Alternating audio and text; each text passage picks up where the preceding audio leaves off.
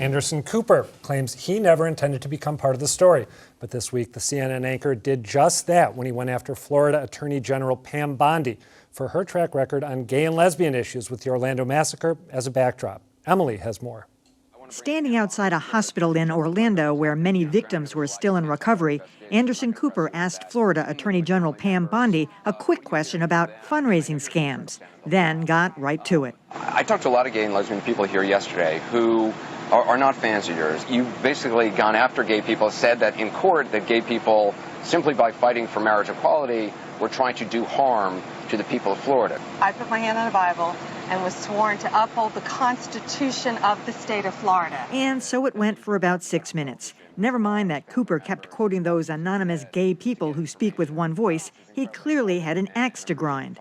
The New York Times said he berated her. I'd add bullied to the mix. Is it hypocritical to portray yourself as a champion of the gay community when I'm just reflecting what a lot of gay people have told me they don't see you as that? Later, the Attorney General went on a radio station to complain about the interview. I was extremely disappointed in that. And it just wasn't the time nor the place for that yesterday, because all it did was encourage anger and hate. I was respectful before the interview, I was respectful during the interview, and I was respectful after the interview. It's my job to hold people accountable. That's a matter of interpretation. I don't know if I buy Emily's idea that this was journalistic bullying. I would not use that term myself. I was struck watching the full interview, which was awkward to watch, which doesn't mean it was a bad interview.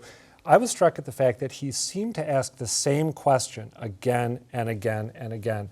I'm all for persistence. I'm all for asking unpleasant or difficult questions, even at a difficult time. But I felt like, and easy to second guess, I wasn't there covering this incredibly emotional tragedy, but I felt like he should have changed his angle of approach once or twice in that 6-minute interview. It was a little bit hectoring at moments. I wouldn't use the word bullying. Come on, it seems to me she's a grown woman, an experienced Paul. Yeah, I wish he'd had a little more evidence marshaled if he was going to make his case. He said at one point he'd read over a year's worth of her tweets, and she's tweeting about all sorts of, National Dog Do Day or whatever, but never mentioned Gay Pride Day. No. So he was trying to undercut her claim to give a damn about gay or lesbian people. That being said, what do you want? Do you want journalists to, when they're interviewing grandstanding Pauls, to be supine and just, toss up a couple of softballs and then just let their responses lay there? No.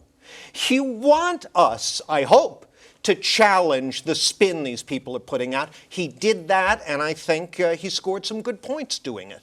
Yeah, I think the whole idea of what he did is not problematic. I mean, maybe there were certain, as Adam said, certain kinds of question wording that he could have done a little differently. I mean, Anderson Cooper is not alone in this, but particularly when he covers tragedies, the Anderson Cooper interview or the Anderson Cooper experience is a little bit about Anderson Cooper. Yeah. And I think that we saw a little bit of that here. I mean, in this case, he had a very personal connection to the tragedy, which seemed to, fuel his line of questioning. I just thought there were moments where he could have just phrased things a little bit more objectively and still made the hard-hitting point and then wouldn't have opened himself up to this criticism. Yeah, I'm not hugely troubled by this. I only saw the excerpts. I did not see the whole thing. And maybe if I'd had a chance to see the whole thing, it's a different effect. I would have been struck by the repetitiveness of it. What I would say is that as the week went on, after this horrendous tragedy, there was a lot of criticism of politicians, and especially Republican politicians, for expressing their condolences and their horror at what had happened without making any mention of the fact that this was aimed at the LGBT community. And our former Senator Scott Brown said it wasn't. Right, exactly. And it could be that maybe Pam Bondi wasn't the perfect target for that anger, but she became the target for that anger when Anderson Cooper interviewed her. And I think it was, aside from the fact that it may have been overly repetitive and hectoring, I think it was appropriate.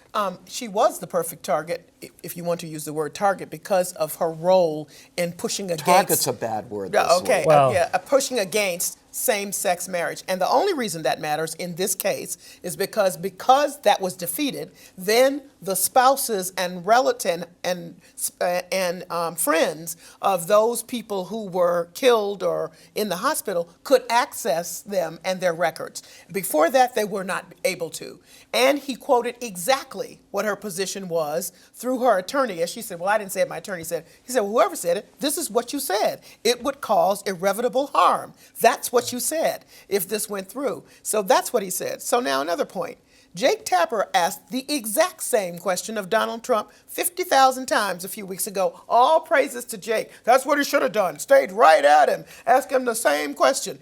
This is Anderson Cooper asking the same question, different topic. So we have to decide whether we think that's a good strategy or not. I take your point. You can come at it differently. But in this case, neither one of them did. One got praise, one didn't. And finally, I thought it was very interesting that a lot of openly gay people covered the story with no reference to who they were as gay people. Thomas Roberts, Pete Williams, a number of others I watched. And nobody said anything about their being biased or, overstated or whatever. They were pretty straight ahead in their reportage, I will say. But had this been a black person doing this, and I've seen it happen many times, and they were doing the same thing because the subject matter was Ferguson or something else, and you're asking them about, boy, you biased people, how dare you cover these issues you're not appropriate to cover. I'm on a few But just to pick up that last here. one, Yes. we're having that conversation right now about Anderson Cooper, I'm saying in the past that has not been the issue, and I thought it was interesting. Two things happened. You saw Anderson's take, which was out there, and then I saw a lot of other reporters who are openly gay, who are known to be openly gay, who were allowed to cover it with nobody worrying about their potential bias in covering it. They did a good job, don't misunderstand me, as I think any good reporter could do wherever they were in covering this piece. They brought something special to it because they had a personal thing, I think, in the way that they covered it, but you didn't know. If you didn't know, you didn't know.